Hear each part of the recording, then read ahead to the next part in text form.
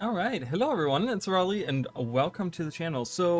I didn't really want to, I felt like there was no need to make a video like this, but, ArenaNet put out like a little update on a feature that's going live tomorrow, and at the bottom of that page, and we're going to be looking at that page in a minute, but they gave us a teaser for the next expansion, and that's going to be, just so you guys know, this is going to be the main part of this video, is just talking about this stuff. So I kind of wanted to give you guys some speculation on it because I kind of had my own thoughts, and I saw people on Twitter or X or whatever, right, like talking about it and making their own theories, and I had my own ideas and whatever. But then it kind of got a little deeper to the point where um, a friend of mine, Chicken Noodle, he posted or he like showed me this picture on his Discord where someone had like kind of compared it to a location that's very dear to my heart.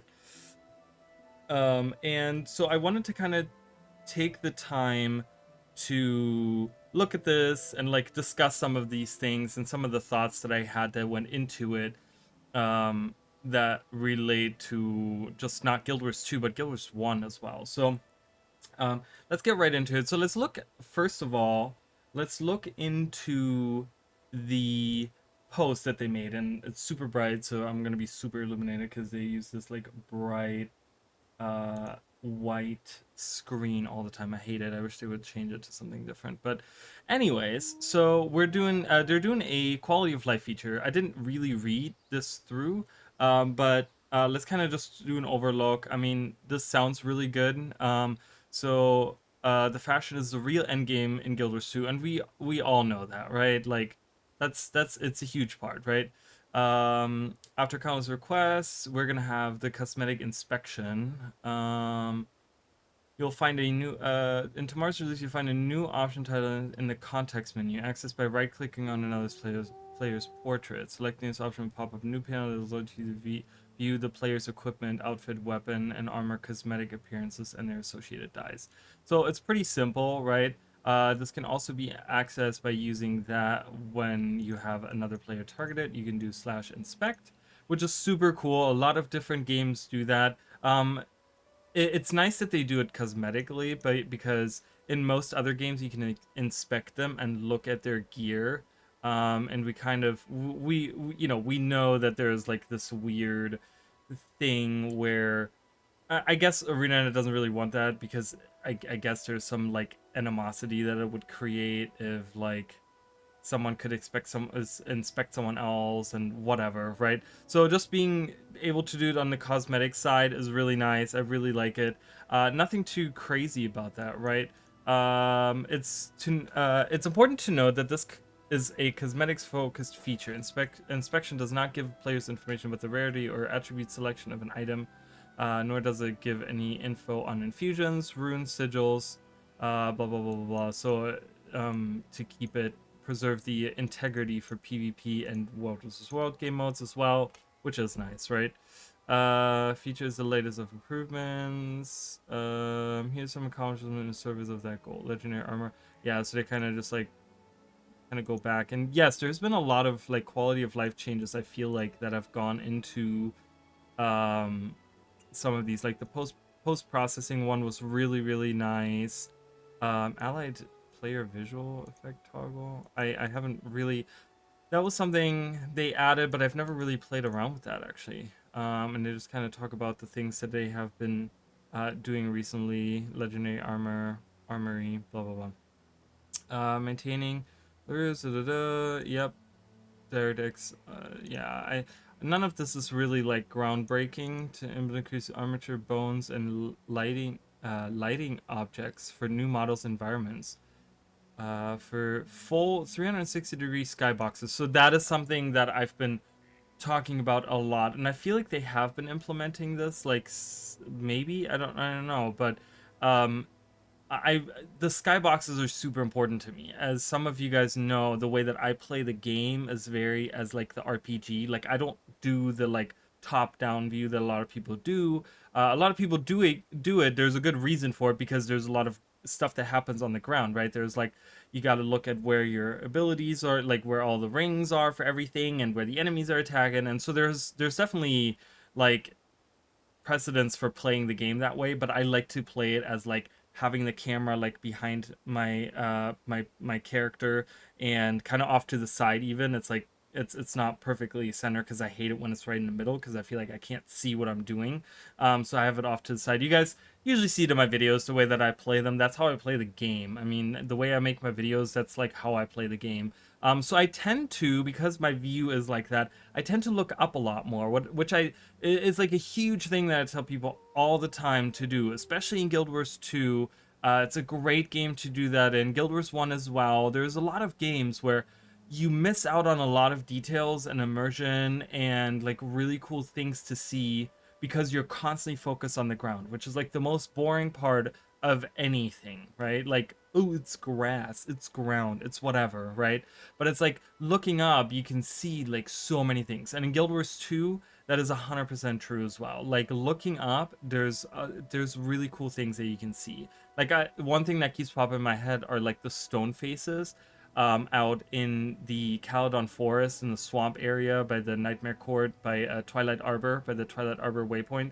You go out there, and if you constantly look on the ground, you would never see those stone faces that are hanging there, and they're very like, it's very gloomy and dark, and it gives you this like, like, ooh, this is like this fantasy world, high fantasy, just feeling, right? The immersion is really there. So so having nice skyboxes is always something that's huge for me, because when I look at the sky and I see like this really boring sky and it's just like really bland and lame and there's barely any clouds in there, and it's just kind of like, I'm like, oh, that's why, like, I think one thing that was super like that really gave everyone a lasting impression was when we went to Path of Fire and you see the night sky all of a sudden has like these super, like, the stars, like there was all these bright stars and it's this whole different sky, which is very fitting to a desert themed like area of the world,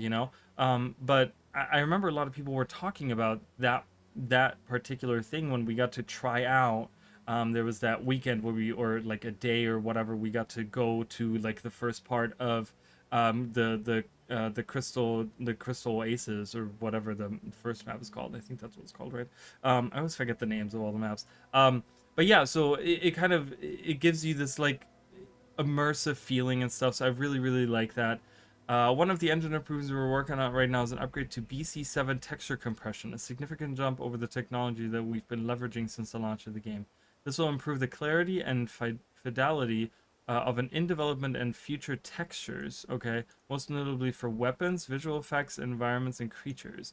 So, meaning that we're going to get to see some really cool new weapon textures, visual effects, and different textures for environments and creatures, which that's super nice. I like that ArenaNet, because obviously the option of changing to like you know going to like a different engine or whatever, like that's always the choice, but that takes so much time and money, and might at this point be, for a game that's what, 11, 12 years old, might not be the smartest decision, right? So having something where they look at like certain things and they're like, okay, we can tackle it this, we can tackle this, we can tackle that, we can tackle this, right? Kind of like doing little things here and there to kind of improve. I think it's probably the best way to do it.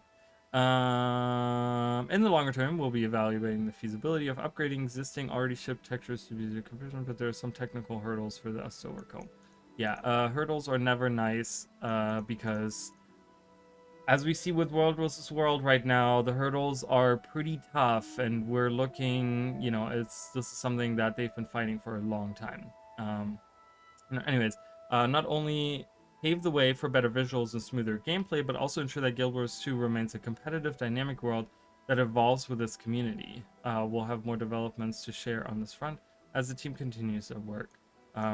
It's always nice to kind of reiterating the whole idea of Guild Wars 2 is our focus. I know that recently there was discussion about Guild Wars 3, and I have my own thoughts on it, and I have on my streams been giving my thoughts to it. But it's always nice to hear them say like, no, we want Guild Wars 2 to still be competitive and the game that you guys can enjoy for a long time, right? But then we get to the big part, to the thing that got me. At first, I saw it and I was like, okay, this is interesting. Got it. And I made my own thoughts and I read some stuff here and there. And then more and more things kind of popped up. And I'm like, okay, well, I guess this warrants having a little bit of a discussion. So first of all, let's look at this picture, right? Um, the first look that I got to me was Drizzlewood Coast. Okay, that was like the Woodland Cascades, that type of area. I have Guild Wars 2 pulled up. Let me, I'm going to be swapping between these. I think this is it right there. Oh, I also have Guild Wars 1 pulled up, and we will be talking about that in a minute. But yeah, here we are in Guild Wars 2. So I was thinking Woodland Cascades, right? Because when you look at the color palette, it's a mix between like an olive, darker green, going all the way to like almost a brown, right? Like Woodland Cascades. I said Drizzlewood Coast originally, but we already have that map. I'm talking about like in this area of the world where Drizzlewood is, right? But then, and I thought about this more, and this is very green, right? When we're looking at the lower part, obviously we get some yellows here because we're going further up into the mountain, right? Where it's cold and things die. But this is very green. This is very different to how um, I would have imagined it because I thought more harvest cascades, like how we have all these red trees and stuff, is how the woodland cascades would look. Um, so we will probably have a mix between the two. So I'm I feel like I'm not super wrong when I'm thinking like that's a possibility here, because when you look when you look at those when you look at those trees, right? You kind of because someone so we were talking about Chicken Noodle earlier, and we kind of had a little bit of a discussion. And I said that I first thought it was Woodland Cascades, somewhere around Drizzlewood Coast. And he said, I agree, but it's a different vegetation. And he isn't completely wrong because the trees here are very brown, right? It's very brown. The ground is very brown. It's not as green as Drizzlewood Coast. Remember, Drizzlewood Coast is super green. There's a lot of green going on. There's a lot of like whatever. But the trees are also, there is a mixture of different trees. We have these trees right here, but we also have, oh, you guys can't see my mouse. Oop. Um, Now you can. So we also have these big trees in the back, right? There's one over here, and these are, I mean, they're reused assets, obviously, but these are also pretty similar to the Drizzlewood Coast ones. There's more in the back here, right? So like back there, you can kind of see more of those same trees. So there is a mix between these two. So there is precedence to say maybe that we are going to the Woodland Cascades. The reason why I kind of jumped right on that is because kind of the color, right? The trees somewhat have the color of how the like I just said earlier, the area, the Harvest, what was it called? Harvest Cascade, over in Lake Doric, the most northern part, kind of looked with the red trees. It's green ground, but we have red trees kind of giving us that feel. But then, we also have these like big pine trees that are very like common for the Drizzlewood Coast area. So I was thinking somewhere around that area was my first thought. All right, and let's go back to that. So somewhere around here, like, because it would be a mix between these two when you think about it, right? It's the mix between having some of the even having some of the Harathi hinterlands where a lot of stuff is kind of a lot of there's some rocky areas, and there's a little bit more of a brown area. This is obviously a lot of destroyed forest because of the centaur invasion of Kryta, kind of, them pushing down from the mountains or whatever. um so vegetation wise, I would say it could be a mix of these two different things, right? But then also I thought about this because when Iceberg Saga first was announced, we got a trailer for it, and in the trailer, mind you, they had there was a small part where they were showing centaurs, and they were showing centaurs, uh, seemingly leading um humans. I want to say it was humans, like slaves, human slaves, a to some kind of location, but they were like whipping them or whatever, right? And we know that the centaurs are from the Woodland Cascades, but we also know that that particular content was cut from Icebreed Saga. So the the like I'm thinking in my head, like maybe there was some kind of work already done on a map that was supposed to be in the Woodland Cascades, and it kind of, because that's cut content, they kind of had to abandon that, leave it behind, and then move on with everything else that was Icebreed Saga, which was like this area up here, right? So maybe they pick this back up and they were like, hey, we have this map that we have already done work on. Maybe we can, bind, like, kind of bind this into the next, like, kind of combine this map with the next expansion and, whatever, right? Because we don't know nothing about the next expansion. This is obviously a new location for the next expansion as far as that's coming out. The reason why I was on my phone, because there was a post that I recently saw where someone said, uh, so that shaman over on Twitter, he said that when this picture, the picture that we were looking at, right, when it was originally uploaded or something like that, I don't remember exactly what the tweet was, but it doesn't really matter. But he said that the original name of this picture was something delta, some kind of delta, which is like a river delta, right? So the only delta that we know of is this area right here, and that's the only delta that we can find anywhere on the map, right? So uh, as far as I know, I don't think there's like any other deltas that really. So the original name being delta would really suggest it being Woodland Cascade, Janthier Bay, somewhere around this, right? Again, we're kind of talking about a mix of the vegetation here between these two, and that would kind of lead, because a lot of people have been speculating, because we've been getting a lot of info on Mersat, Seer. We learned about Legavo and Molmond, and we've been learning, about the Golden Lake of Janthier and things like that. So we've been learning some stuff about this. So a lot of people were speculating that perhaps that is where we're going for the next expansion. A lot of people have been asking for that, but you know, having this map maybe lead into that, right? Where this is map one and then map two is like up here, whatever, and then we have like maybe a city on the second map or something like that. That could be the next expansion right here, and then having a third map that is somewhere else or whatever, right? Like over here or something.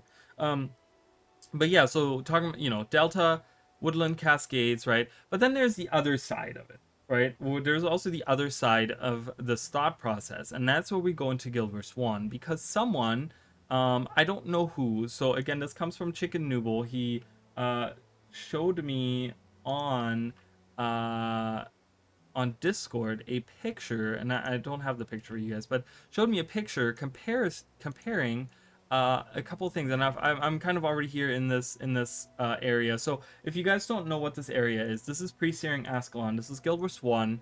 This is before the searing of Ascalon. Okay, so this is Ascalon City right here. There is the Baradin, the old, you would in Guild Wars 2 it would be called the Old Duke's Estate. Ashford Abbey, it's called the Ashford, the Abbey Ruins or something like that. So this is the about location that we're at, where then the searing happens, it destroys the whole area, and then 250 years go by and we go into Guild Wars 2. But there's something very interesting, because when we go to this area called Regent Valley, okay, and we look at like this area, someone like had a picture, and this might not be the exact location, and I'm gonna kind of walk through here with you guys. So we have this area right here, and you can see the vegetation is kind of same. We have these roots coming out of the ground, right? We have these bushes. Everything is a little brownish in color, and we kind of we go.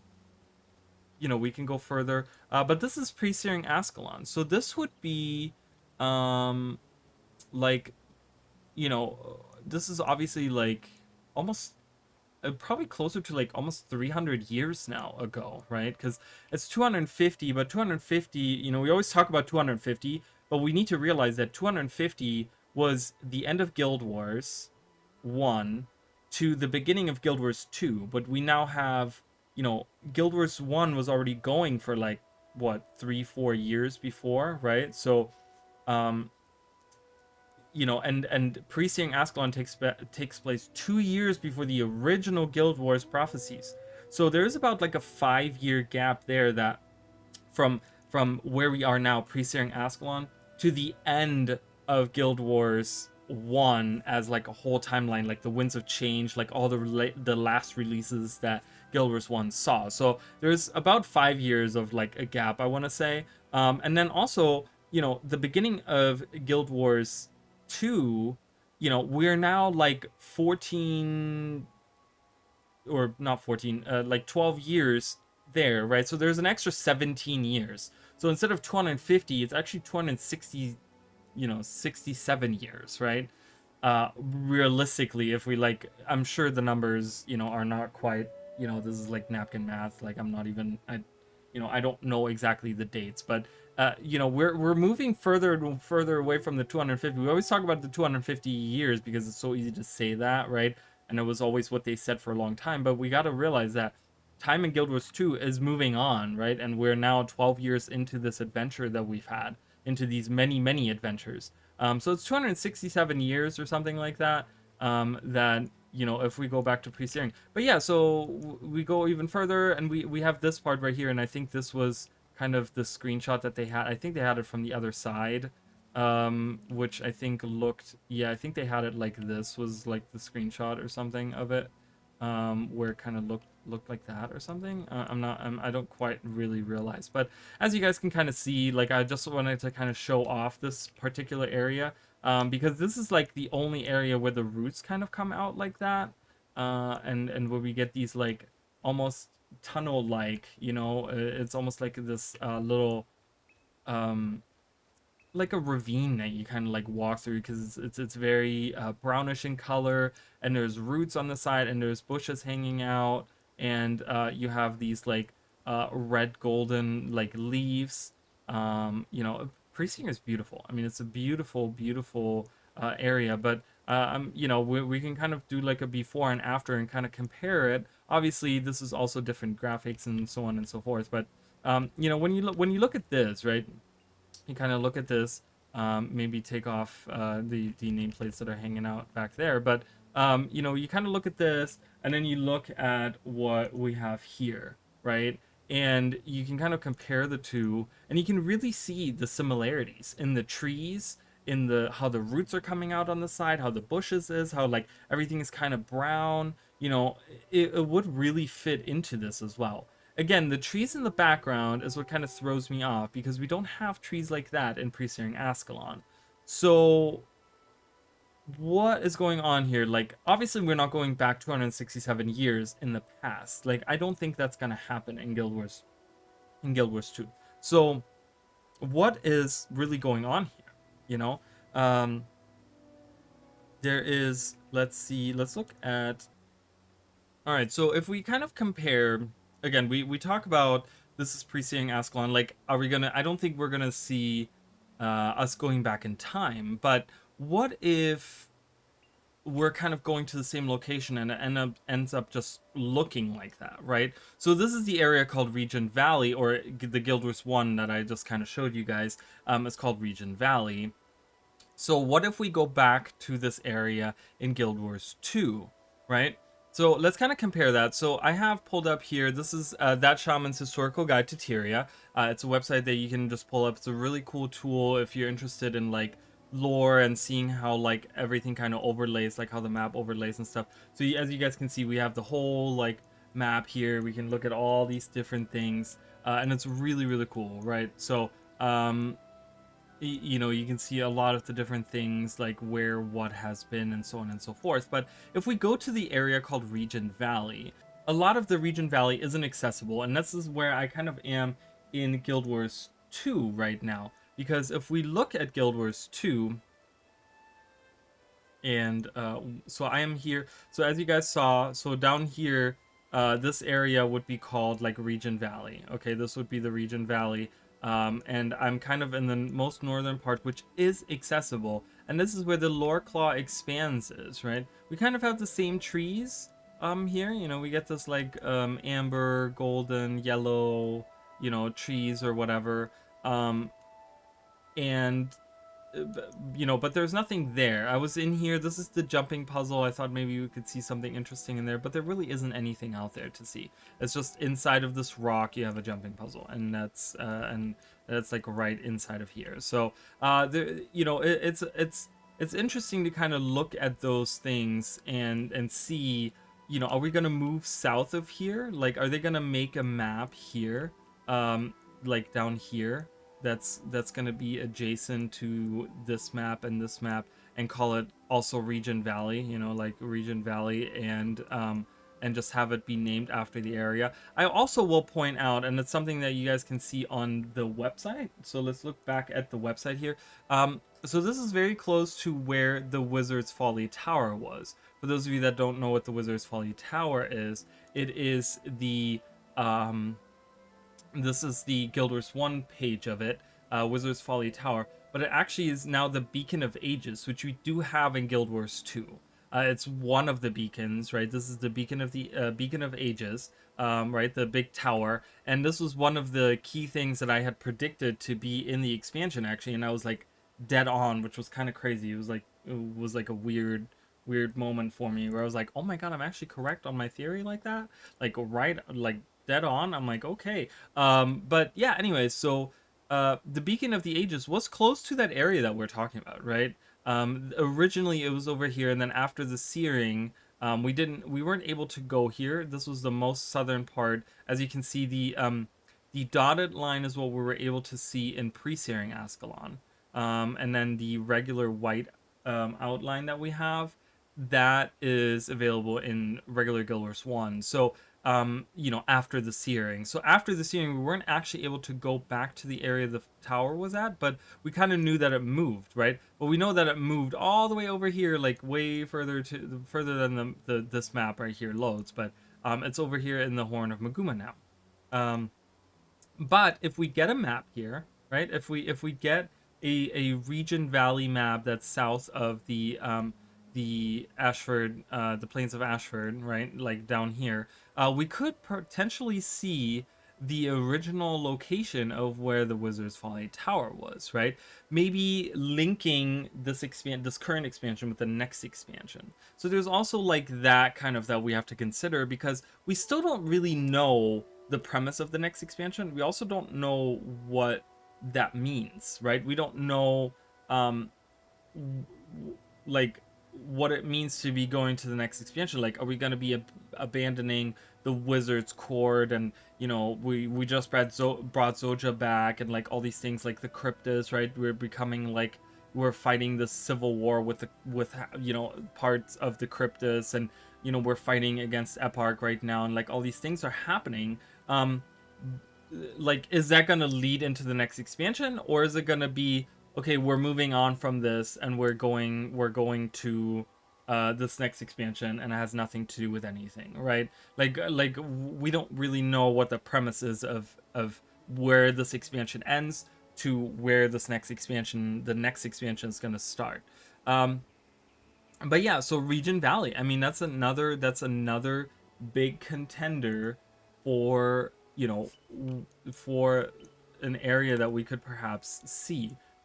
Are we gonna see like Oreen having cleansed this brand, right? That was like her one thing when we went into Icebrood Saga, right? And we went actually into the Grothmar Valley, right? She had kind of overwritten Kralkatorik's brand with her own.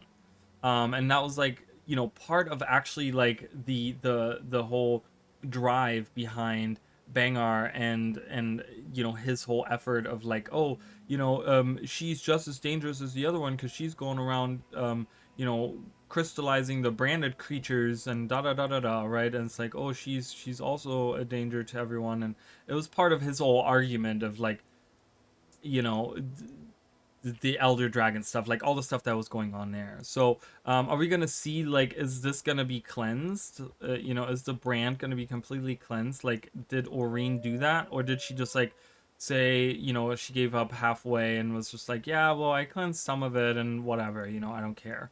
Um, we don't really know because as far as we know, like they're not going to update the maps to make them just like look unbranded, because as we were told, they're not changing older maps anymore. They kind of said that each map is locked in their own time. That's why when you go to places like the Skywatch Archipelago and you have Maban running around, and this is a little bit of a spoiler for people that haven't played the story, so if you haven't played the story of Secrets of the Obscure, you might want to not listen for a few seconds, but you go to the Skywatch Archipelago and you have Maban running around, and then you go over here and Maban is dead. It's because the Skywatch Archipelago is set before the before Omnitas, right? In their own time, they're locked in their own time. So I don't think they're going to be changing any of these maps, but are we going to have a neighboring map that's going to have Aurene brand on the side here? Like, is this side of this new map going to be Aurene brand and it's going to be like the two different brands next to each other? That would be kind of weird, right? So, I don't know. There's many different possibilities. Like I said, the whole Delta idea being part of the map name kind of indicates that going here, and I think a lot of people have been asking for a Janthir expansion, and I think it would that would also tie into the current expansion in the sense that we're dealing with Mersad and Seers and their history and the things that have happened to them and stuff like that. So yeah, I that's pretty much all I wanted to kind of speculate on. I would love to see a woodland cascades map. I like a full on, because one of my favorite areas is the Harvest Cascades. It's really boring in the sense that like you have all these, like everything wants to kill you in there, and there's nothing really tranquil about being in this map. You do have Soren's Rest up here, um, but I kind of, oh, and the peach tree. The peach tree is really nice. But I want a map that's themed like that, but like a whole map that's like that, right? Lake Doric has a lot of different areas. You have the empty lake over here, and then you have the different like towns and outposts, and then the Watchtower Cliffs with the centaurs around it. And wow, there's 3 vistas right here. I never noticed that. And then you have the cave down here, and you have the little fields. So it has a lot of different like things going on with it. But I want a map that's like a Caledon forest, like a forest area. That's just that. That stretches like all the way across, and you have like really cool things that you can see throughout. I'm made of faith. Um, but yeah, so that's pretty much my speculation. I think it's going to be further over here on this side now that I've like thought about the whole Delta thing. I personally am leaning towards having the Woodland Cascades, but there is the possibility. Some people, actually, let's go back to that a little bit before we head off here.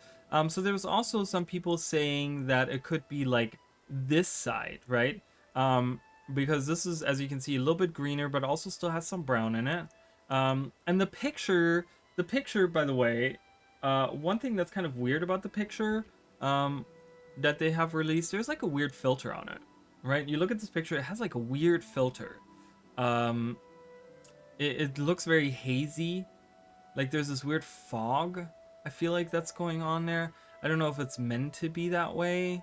If it's supposed to give you off, give more of like this arid feel, like where it's just like, ooh, it's like dusty, there's like a lot of dust going on. Because if we are going that route, and we are going with a little bit more of like a dusty, I could definitely see like Desolana, right? That was like one of the things that some people, I remember they were talking about, someone else was speculating maybe going to like this area, right? This is like there is a mission in Guild Wars 1 actually that you can do right out here in this corner. This is before the way before in the Sasha uplands. Like way before the Brandon Gilbert's one, where there's actually like harpies. They're talking about how this is like the harpies' homeland, kind of. So this is where like the harp, or not homeland. I'm not sure exactly how it's worded, but they have these harpies like attacking this fortress over here, and they kind of talk about how like the harpies come from the mountains up here. So Dazalana might be like harpy land. So we might see like actual like maybe like a more organized harpy situation going on or something if we're going out that way. Um, the Blaze Ridge Mountains, we know that out past the Blaze Ridge Mountain, because remember, the Char have a citadel for each of their different legions, right? So we have, we know where the Citadel of Flame is, right? That's up here. But then we have the Black Citadel is for the Iron Legion, and then we also have the Blood Citadel, and we have the Ash Citadel. I don't know. I think the Blood Citadel, they have talked about how it's past the Blaze Ridge Mountains or something. Some people were speculating that when this came out, Grothmar Valley, that this is the Blood Citadel. It's not. It's a Blood Keep. It's the Blood Keep. So this is not. This is not the Blood Citadel. Okay. So there is some the main location for the Blood Citadel, and that might be out. And the Ash one as well. So that might be out there as well. Again, we've dealt with some Char. We know the war with the Char is over, and they're looking to elect a Khan-Er. That was one of the things that they had recently updated us on, like what's happening in the rest of Tyria, kind of thing. And they have said that that's kind of going on right now. So are we gonna see kind of more of a Char-centric story, maybe, and we kind of go back to post-war, like Char lands, like trying to maybe expand further out, or maybe trying to figure out what they're doing with the rest of these citadels and stuff out there. And this is also where the ogres come from. We know that the ogres come from the hills. Lots of times when you see them, they're always like on this side of the maps. Oops, I just changed layer. But they're always like on the east side of the maps. You see a lot of like down here. There's a lot of this actually is a part of it, right? There is ogre stuff happening always like on the right side of these maps, and that's done on purpose. That's done purposefully, because they do come from the mountains. We have heard this multiple times, that they come down from the Blaze Ridge Mountains, is where the ogres originate, and they've kind of been invading Ascalon from the east. So Char-centric story, ogre-centric story, maybe something like that. If we go down here, we could see like a harpy-centric story, something like that. Maybe something completely different. It could be that they squeeze something in here. Not sure how that would lead into another expansion. I don't know. This might be the Region Valley. I think that's a pretty good guess. Maybe it's something down here. Maybe it's not necessarily Region Valley, but it would be nice to have a connector. I always talk about this, how I want the whole world to be connected. Secrets of the Obscure feels so removed from the current world, and I hate that in a sense, because I want the world to expand, but I don't want it to expand in sets. I don't want it to be like, oh, we have more of the world, but we have it in this corner of the world. I want to be able to go, I would love to be able to go from, Dragon's Stand. I would love to go all the way to like the Moon Fortress of Gandera. Like, that's something that I would like to do. I would like to be able to say that this is one world, because I can walk all the way through down into this, right? The only disconnect that we have is like around here. We this doesn't connect, this doesn't connect, like in no sense, right? And it would be nice to maybe have a map here that connects this, and then maybe at some point they'll connect this. I don't know, but or have a map here and then maybe add a map here or something, so we can kind of connect some of these. But I want it to feel like this big world that kind of connects to each other, where I always talk about the different map designs as well, where There's there are theme park maps. Just to give you guys a quick review of what a theme park map is, I always use Bitterfrost Frontier. It's a perfect example where there's certain corners of a map that do certain things, right? So we have the forest here, and then we have the Svanir camp here, and then we have a cave here, we have a cave here, we have a lake here, we have the springs here, and we have the bitter cold here, right? But they're all very clearly defined, and nothing bleeds into one another. Okay, like none of these, like the cave ends there, the forest ends here. Like you don't see any of these big trees anywhere else on this map. They're just here. Okay, you don't see any of the bad eyes from the Svanir camp. You know, there's the big head and stuff. You don't see any of that anywhere else. You don't see that just like hanging out here, hanging out here, hanging. Nothing, none of that. Okay, the hot springs. They're just in this location, and that's it. They're never this makes sense, I feel like, because if there's like a pocket of lava underneath the earth, it would make sense that it would just be in one location. But as for the whole idea of what this map is like, it's a theme park map. You go from one different, you have different things that are going on. And I hate theme park maps because they feel very unnatural. Theme park maps are not something that happens in nature. Okay, there's certain instances, like I said, with the hot springs, that does make sense. There's certain instances of that happening, but you don't see it on like an area like this where that happens 6 times. You know what I mean? Where that is perfectly divided by a lake in the middle. That's the kind of the divider in between. Like that doesn't really happen in nature, right? It's more of like Drizzlewood Coast is a great example because it flows, right? You kind of you go from the super green area, you go across where it's kind of divided by a river that flows, but you start seeing some of the decay with the brown going on, right? Because we're going more in the tundra. Like this is all kind of tundra-ish, right? But we go further in and we have more of a tundra, and then it gets like brown, and then it's like, oh, okay, here's the snow. So it feels like you're doing a transition. Like if you ever are on this side of the map, kind of just like, kind of as you go, again, immersion, right? Like kind of take your time, look around, look up in the sky, and you can kind of really feel like a flow goes on there. Bureau Marches is kind of again a little bit of a theme park map because you have this forest that's divided by, it's kind of in this canyon, right? So it does have a natural divider from the rest, but then you have this cave here, and then you have the keep here, and then you have the legacy part here, and then you have the camps here, and it kind of feels divided again. It's like you have the forest here, you have the little area out here, you have the lake out here.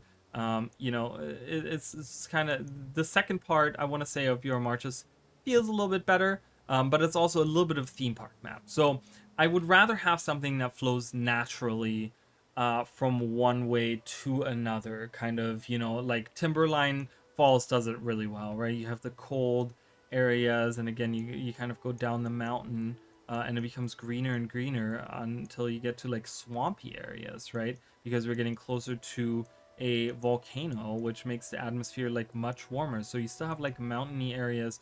You have this mountain ridge that kind of divides some of the greener parts here. It feels more natural the way that some of these maps flow, and that's one of the reasons why I like the base map, the core maps, because they have more of a natural feel.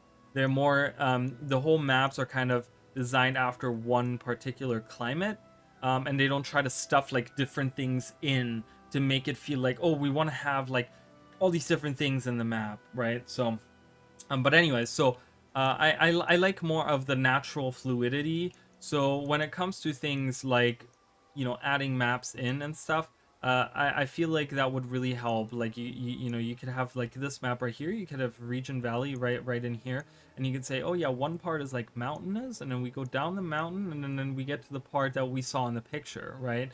We have like a tundra area in between, and then we go to the more arid, more drier climates out here or something, right? Or you could have it here where we have deserty area here, and then we slowly go more into the like, what Ascalon looks like, right? Like that kind of area. Like I would love something like that for a map.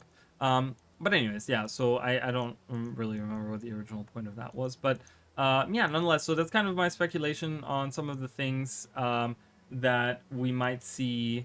Why did the tone of the map change? You guys see that? It looks like more reddish now. Is it because I died or something?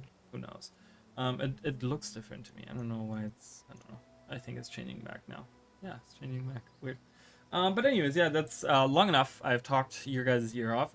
Let me know what you guys think. I always love speculation. I always love to hear what other people think. Obviously, I don't know if I'm, this is all speculation, and I'm not here to tell you guys what to think. But I'm just kind of want to go through the thoughts that I had, kind of look at some of the evidence that we have on supporting certain theories and certain ideas, and I can totally see both Woodland Cascades or seeing something over here on the east side somewhere. I could see either or. I would obviously love to go to Janthier, right? I love the Seers and I love the Mersad, and I just, ever since I've heard about the Golden Lake of Janthier, I just want to go take a dip in the Golden Lake of Janthier, and so there's a little bit of a bias there for those things. But yeah, anyways, so that's pretty much it from me. Before I go, I'll just tell you guys. So I started streaming again. If you guys are interested in joining me, I think all this talk about Guild Wars 1 is making me want to play Guild Wars 1. So I think that's what we're doing tonight. We started recently a playthrough of Guild Wars Factions. We started last night, actually, of a pet master. So we actually have a pet. We just got a crane right before I finished the stream last night. We got a crane. So we're hanging out with our new crane friend. In Factions, we're going through Cantha. We're taking our time. We're kind of discussing different NPCs and like the lore and the story and the history and the little things and all the things that are going on, and we're just kind of just taking our time with it, really enjoying it.